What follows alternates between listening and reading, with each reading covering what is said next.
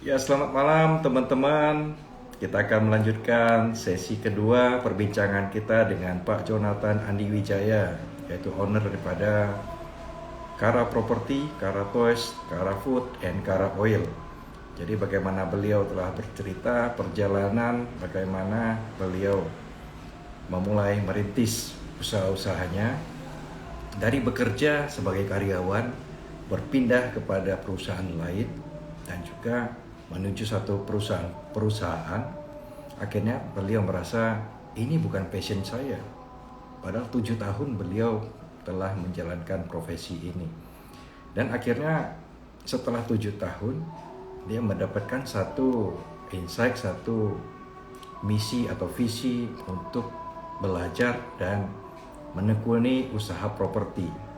Nah, mulai bekerja pada usaha properti, beliau belajar, beliau menguasai untuk properti dan bagaimana Pak Jonathan menjalani dengan tekun, mengupgrade dirinya sehingga sampai satu hari dia bersama istrinya memutuskan untuk membangun sebuah perusahaan yaitu Kara Property. Nah, banyak juga dari kita yang sebenarnya ingin sekali membangun sebuah usaha. Niatnya cukup kuat, modalnya ada, pengalamannya ada, terkadang ada satu yang kurang. Kita tidak berani melangkah. Nah, apa yang telah diceritakan oleh Pak Jonathan adalah pengalaman bagaimana Pak Jonathan Andi berani mengambil sebuah langkah untuk membangun sebuah usaha dengan segala risiko. Namun itu tidak serta-merta dilakukan dengan nekat. Namun beliau mengatakan seperti tadi, harus ada persiapan, yaitu DPT, doa, persiapan, dan take action. Nah, ini kita bisa pelajari daripada Pak Jonathan Andi, bagaimana jika nanti kita memiliki satu visi yang kuat, ingin memulai sebuah usaha, nah kita bisa mempergunakan tiga hal ini. Jadi kita tidak dengan nekat memulai sebuah usaha, namun kita betul-betul mempersiapkan sehingga segala resiko, segala hal yang akan terjadi konsekuensi kita telah siap untuk menerimanya. Dan akhirnya kita akan berani menjalani sebuah usaha yang kita rintis. Ya, saya akan sapa kembali semua dari kita. Halo, Hilario Chandra, Johan, Data Property, Yong Lim, Ishak Lombok, selamat bergabung kembali. Yeti Si Susan dari Medan. Halo. Ya, ini Bro Hans. Halo. Tejo Wulan. Pak John Alam. Selamat malam. Selamat bergabung di Tanya Mentor. Amelia Kasih. Weni Iskandar. Ya, Pak Jonathan boleh kasih lambaian tangan sudah bergabung ternyata. Cinkin. Robert Render. Ya, Rudi. Pak Jonathan boleh sebentar saya lihat. Oh, sudah bergabung. Oke, kita panggil kembali Pak Jonathan. Yes. Ya, malam sis Juliana Lingling. Iya Pak Jo, kita lanjut di sesi kedua. Oke, kembali ke pertanyaan. Tapi sebelumnya teman-teman tadi ada pertanyaan yang mungkin belum terbaca, boleh dituliskan kembali di kolom komentar atau juga ada kotak yang ada tanda tanya, boleh diketik di sana sehingga bisa kita tampilkan pertanyaan di bawah ini. Nah Pak Jo, silakan dengan pertanyaan tadi Pak. Di saat kita memiliki satu visi, di saat kita memiliki satu cita-cita impian, kita bercerita kepada teman dekat kita bercerita bahkan terkadang kepada keluarga kita, ada orang-orang yang terkadang meremehkan daripada visi kita itu, cita-cita kita itu, Pak. Nah, bagaimana saya yakin Pak Jo pernah merasakan hal ini. Bagaimana Pak Jo menyikapi hal ini, Pak? Karena memang ini adalah sesuatu hal yang orang berkata, jika kamu mempunyai impian, terkadang kamu memang bisa berjalan sendiri, Pak. Karena orang tidak percaya kepada impianmu. Begitu ya, Pak Jo? Nah, bagaimana Pak Jo menyikapi ini, Pak? Ya, kalau pribadi saya nggak peduli sih Tidak peduli orang mau bicara apa tentang apa yang sedang saya lakukan, apa yang sedang saya kerjakan. Tetapi saya ambil perkataan-perkataan tersebut untuk lebih mengupgrade diri saya. Itu. Nah, kalau saya lebih mendengarkan orang tersebut dan membuat saya jadi putus asa, akhirnya lama-lama saya nggak punya semangat, gitu. Tapi dengan saya nggak menganggap sesuatu yang serius perkataan-perkataan tersebut, tapi saya ambil juga perkataan mereka gitu. Oh gitu, oke. Saya mau tunjukkan kalau saya tidak seperti yang mereka omongkan, gitu. Itu yang memacu saya, gitu. Banyaklah orang-orang yang seperti itu. Kita kerja apa diomong, gitu ya. Kita melakukan ini dijadiin gosip, gitu. Yang penting balik lagi ke pribadi kita. Kalau kita enjoy dengan pekerjaan tersebut, gitu ya, ya kita tetap lakukan, ya. Nah, kalau saya boleh share, kenapa tadi ada Karafood segala macam. Nah, itu saya jadi stokis, ya, stokis rendang, gitu ya. Saya nggak peduli orang ngomong ke saya, oh sekarang jadi tukang rendang, ya nggak apa-apa, halal, gitu, halal. Tapi properti tetap jadi yang utama. Nah, kalau yang itu sebagai lini-lini yang lain. Gitu. Itu yang harus kita terapkan kepada diri kita. Orang mau ngomong seperti apa, kalau jelek ya kita terima, tapi jangan kita jadikan apa ya, sesuatu yang bisa membuat kita putus asa gitu. Nah, kita harus ambil sebagai pecutan lah, istilahnya pecutan gitu, pecutan buat diri kita gitu. Itu sih yang saya lakukan. Yes, luar biasa Pak John. Nah ini teman-teman, ketika kita memiliki cita-cita, kita memiliki sesuatu yang kita impikan, kita pengen untuk mewujudkannya. Ternyata banyak orang tidak percaya kepada impian kita. Nah disinilah kita perlu membuktikan, jadikanlah itu sebuah trigger yang membuat kita memacu semangat kita, membuat kita lebih lagi, membuat kita mencapai goal tersebut ya Pak Jo ya. Saya setuju banget dengan Pak Jo. Kalau kita mendengar apa kata orang, ya tidak habis-habisnya Pak Jo ya. Ya. Apalagi kalau perkataan itu menjadi tekanan membuat kita malah makin down, ya itu akan sulit untuk kita menggapai impian kita. Benar Pak Jo. Oke Pak Jo, sudah masuk beberapa pertanyaan lagi. Ini ada dari Pak John Alan. Pak Riyadi tanya untuk Pak Jo. Bagaimana prospek ruko Pollux Properties di Karawang Barat? Kebetulan saya ada ambil satu unit di sana. Baik, silakan Pak Jo. Ya, terima kasih Pak Jonalan. Kalau untuk ruko tersebut, saya pribadi jujur saya belum survei, ya belum survei. Cuman saya pernah dengar, gitu, pernah dengar. Saya tidak tahu kondisi sekarang itu sudah ramai atau masih sepi, gitu ya. Tapi kalau misalnya itu lokasinya strategis dan bakal ramai, lebih baik itu dipertahankan, gitu. Tapi kalau misalnya saat ini masih sepi, apalagi masa pandemi seperti ini, gitu ya, ya lebih baik bertahan dulu, gitu, bertahan dulu. Karena kalau misalnya dijual, pasti orang akan mengharapkan harga BU, gitu ya, harga BU, harga istilahnya harga rugi, gitu ya. Nah, itu sih yang boleh saya sampaikan. Nah, makanya nanti kalau misalnya mau titip saya, silakan.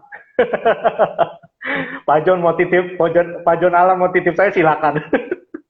Nah, Pak John, Iya, kalau mau titip, dipersilakan. Ini sangat bisa dipercaya, Pak John. Integritasnya sudah iya, terbukti ini.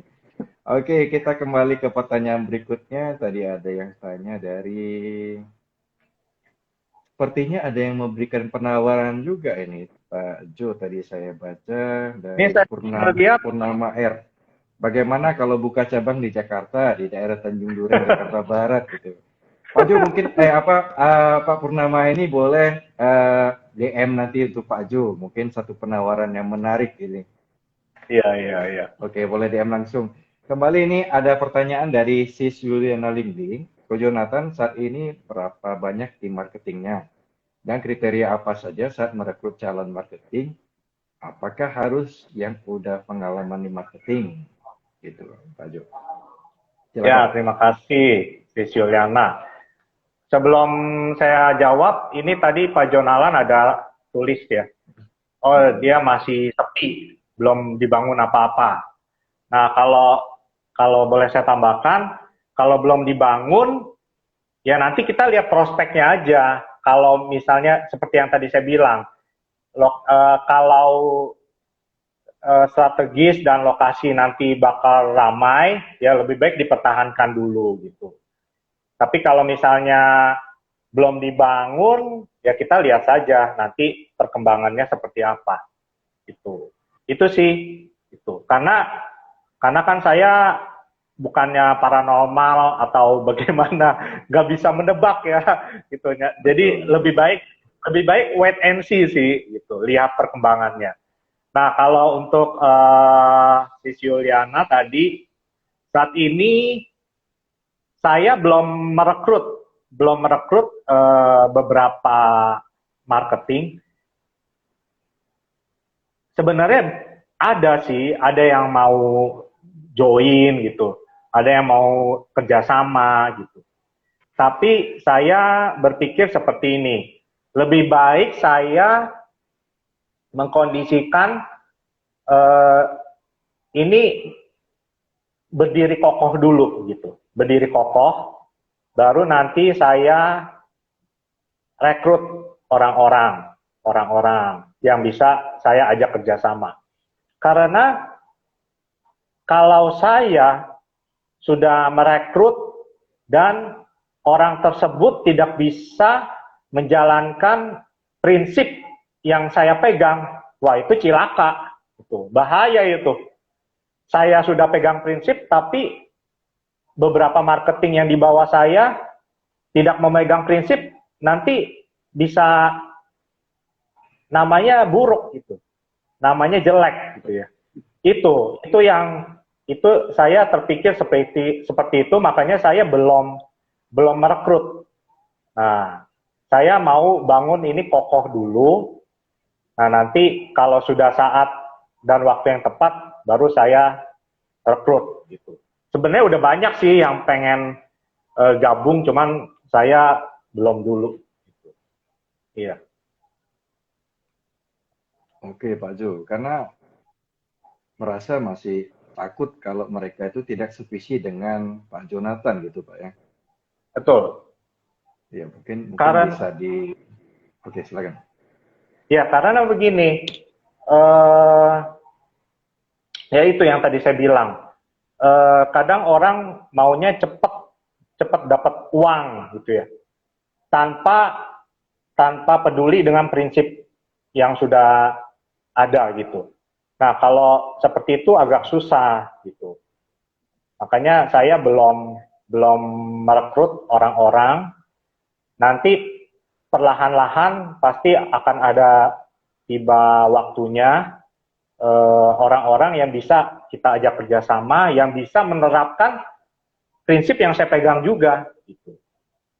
Karena merekrut orang tidak gampang, Pak Riyadi. Gitu. Betul. Terus kita harus melihat karakter orang tersebut, integritas orang tersebut gimana juga. Yes, betul, betul. Nah, Pak Jo, di dalam Kara Properti ini sendiri, Pak Jo, seberapa besar peran daripada istri Pak Jo? Nah, sebagai pendamping hidup Pak Jo, apakah ini Pak Jo jalankan sendiri atau juga jalankan bersama dengan istri berdua untuk memasarkan dan juga bersama-sama untuk melayani customer, membawa untuk melihat properti begitu Pak Jo? Ya, eh, kalau peran itu sangat besar karena saya pernah baca satu pernyataan gitu ya. Di balik kesuksesan seorang pria, ada wanita yang mendukungnya. Nah, itu. Jadi, itu sangat besar. Istri saya kadang saya ajak, ya. Kadang saya ajak untuk, ini loh begini, cara kerjanya seperti ini. Ini begini kalau saya di lapangan seperti ini. Jadi, saya ajarin juga untuk marketing lah gitu. Padahal istri saya memang kan profesinya beda ya. Profesinya notaris gitu ya. Jadi kalau ada transaksi baru connect. Gitu, iya. Saya ajarin juga sih istri saya untuk ini loh cara pasang spanduk seperti ini gitu. Ya pokoknya banyak hal lah. Yes, yes. Oke Pak, saya punya satu katakan, saya katakan inilah rahasia kesuksesan Pak. Ini diberikan daripada seorang senior saya di handphone. Bagaimana beliau mengajarkan bila suami istri itu harus sepakat. Ya, Nah, di saat suami istri itu sepakat, maka berkat Tuhan akan dicurahkan begitu katanya Pak. Nah, apa yang kita lakukan semua akan menjadi berhasil Pak. Katanya kalau kita tidak sepakat, pasti itu sangat susah untuk itu. Nah, saya pikir ini cukup related juga dengan apa yang Pak Jo ceritakan tadi. Apalagi mungkin istri sebagai notaris gitu Pak ya. Ini mentor saya sendiri Pak, luar biasa. Beliau dulunya suami istri itu sering masalah gitu Pak.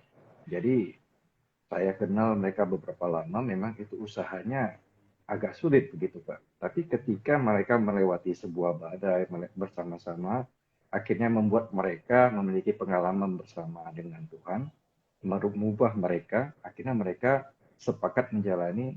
Hari ini luar biasa Pak, dia punya outlet sampai 6 apa 7 itu untuk di handphone sendiri. Nah itu dia selalu katakan kepada saya, rahasianya dalam membangun usaha adalah suami dan istri harus sepakat. Di saat yes. sepakat itu maka semua akan mengalir dan berkat itu akan dicurahkan begitu. Nah, itu salah Oke, Pak. satunya, Pak Heriadi. Iya. Itu salah satunya benar. Makanya tadi saya kan bagikan yang D, doa. Nah, doa Yes. itu juga karena sepakat. Jadi, karena saya dan istri sepakat, makanya saya berani untuk melangkah. Gitu. Nah, kalau tidak ada kesepakatan, nggak mungkin hal itu akan terjadi. Gitu. Itu benar, sepakat. Ya. Yes, betul. Berarti teman-teman ya, kalau ada nanti misalnya kita pengen melangkah, kita mesti sepakat dulu dengan istri atau dengan suami kita supaya langkah-langkah untuk kedepannya nanti juga kita bisa lebih uh, lancar begitu ya Pak Jo ya. Ya. Oke Pak Jo, saya kembali bacakan pertanyaan. Oh ini dengan Pak Purnama juga. Wah ini penawaran ini Pak. Mungkin ini serius untuk Pak Jo dari Pak Purnama. Mungkin ingin kerjasama gitu Pak Jo. Mungkin saya tambahkan ya, Pak Heriadi. Kalau Jakarta, begini, saya pemikirannya seperti ini. Karena saya berada di lokasi area Cikarang, jadi lebih baik saya konsentrasi di daerah ini, gitu. Karena kalau Jakarta, biarlah teman-teman saya yang di Jakarta yang menangani, gitu. Prinsipnya gini aja, kita tidak boleh serakah, ya. Di mana kita berlokasi, itu saja yang kita pegang, ya. Nah, kalau Jakarta itu kan udah di luar lokasi saya. Lebih baik saya bekerja sama gitu. Jadi kalau misalnya ada klien saya yang lagi cari area Jakarta, lebih baik saya bekerja sama dengan teman-teman saya yang ada di Jakarta. Nah, itu kan lebih bagus ya, lebih bagus. Jadi saya kasih dia rejeki dan saya juga menikmati rejeki. Gitu. Jadi kerjasama. Kolaborasi Itu yang akan itu yang akan saya lakukan. Jadi saya tidak mau serakah gitu. Ya itu balik lagi, kita bantu orang.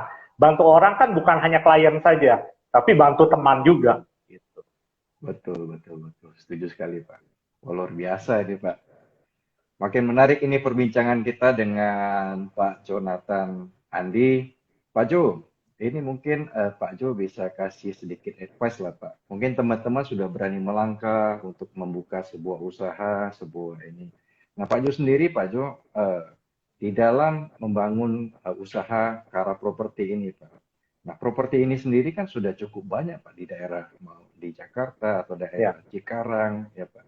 Nah, mungkin apa sih, Pak, diferensiasi dari Kara Properti ini sendiri yang membuat Pak Jo berani ini saya berbeda gitu. Karena kalau sama ya mungkin kita tidak akan mendapatkan market yang baru, Pak Jo. Karena market itu sudah ada dan properti-properti yang dulunya juga sudah ada begitu, Pak Jo. Nah, apa sih diferensiasi daripada Kara Properti ini, Pak, yang bisa membuat Kara ya bisa berjalan sampai hari ini dipercaya oleh banyak orang gitu? Ya, yang menjadi perbedaan karena saya pegang prinsip yang tadi.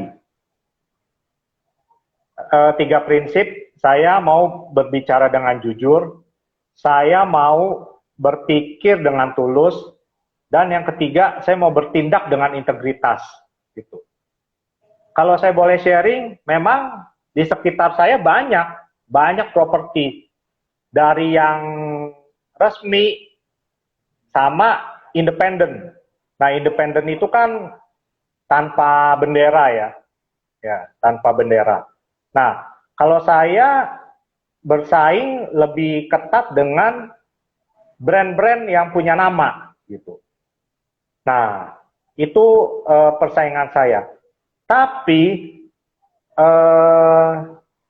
saya tidak menganggap itu saingan, ya. Saya menganggap itu sahabat. Nah, kalau saya menganggap itu sahabat, kalau saya bisa bekerja sama dan punya prinsip yang sama, ayo kita bekerja sama. Tapi kalau mereka tidak bisa mengikuti prinsip yang saya jalankan, ya sudah, mungkin tidak bisa gitu. Nah, beberapa waktu yang lalu ada klien. Dia klien cari ruko untuk disewa. Nah, itu saya udah sharekan di Instagram saya. Dia mau sewa, dia dikasih budget sejumlah ini gitu. Nah, saya tawarkan, itu kan ada selisih ya, ada selisih. Nah, dia bilang, bisa nggak kita kerjasama supaya dia dapat selisihnya itu gitu.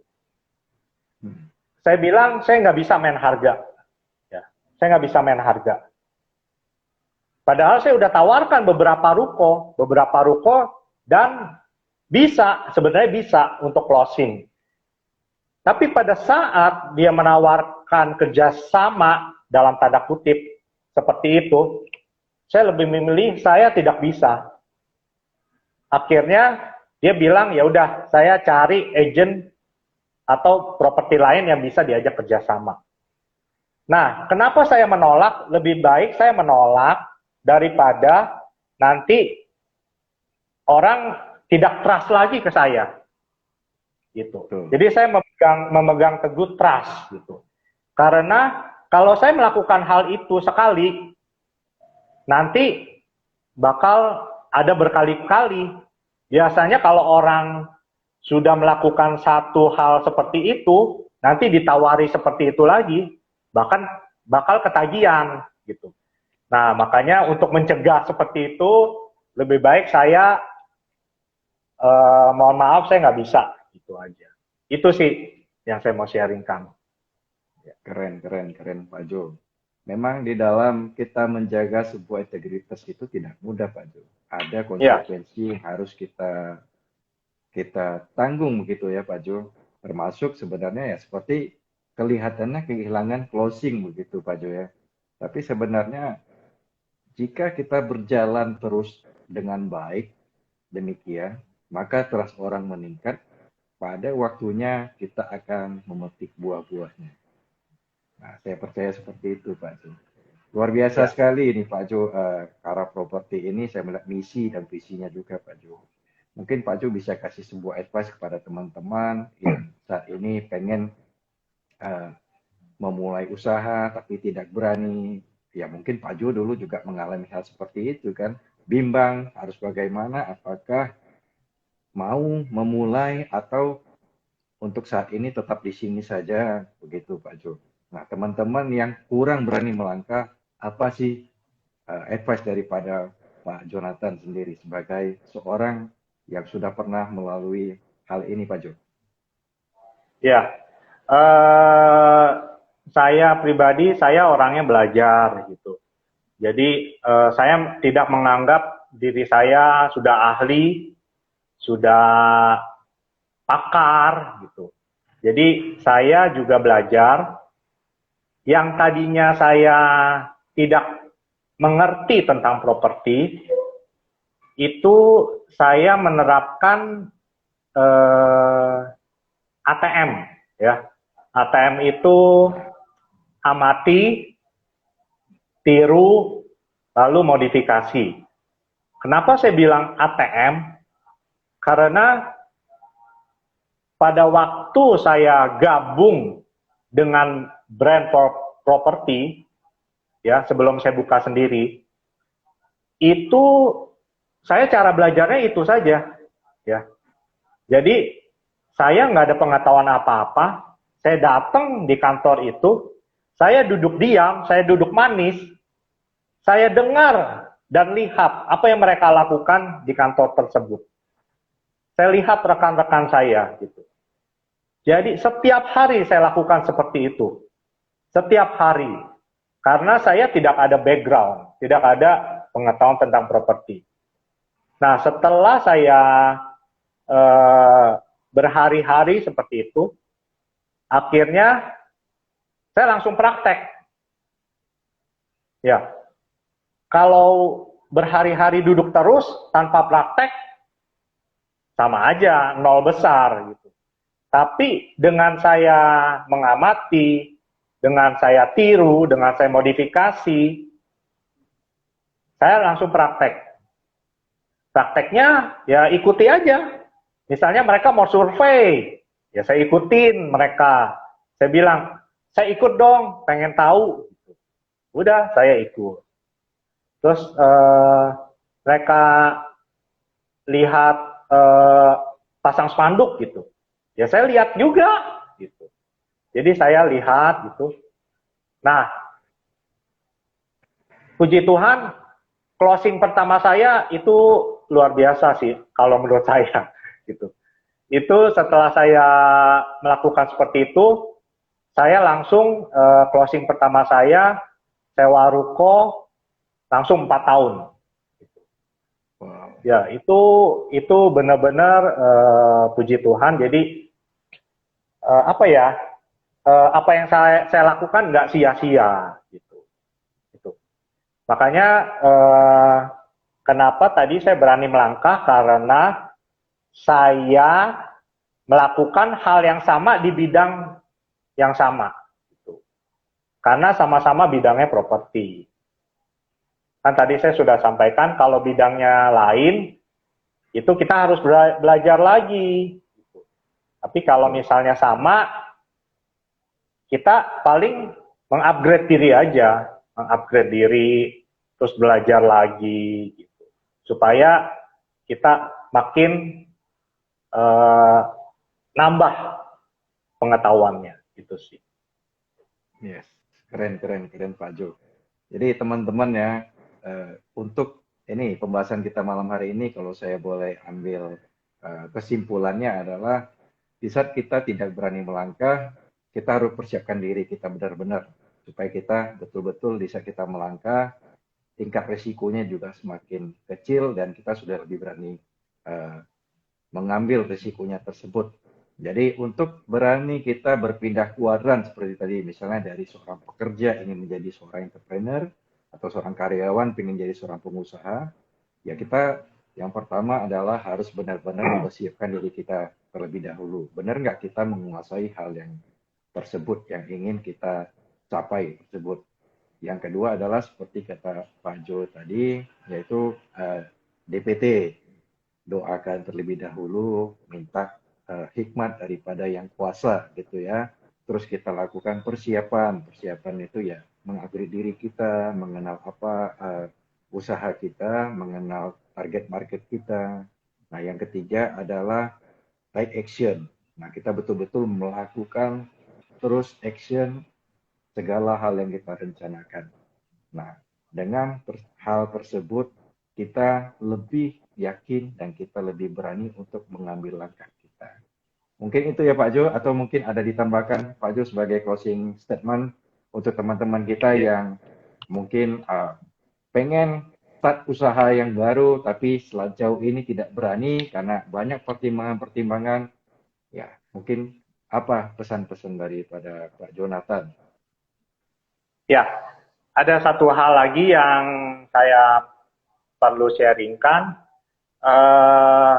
Bedanya di brand dengan bedanya di usaha yang kita rintis sendiri.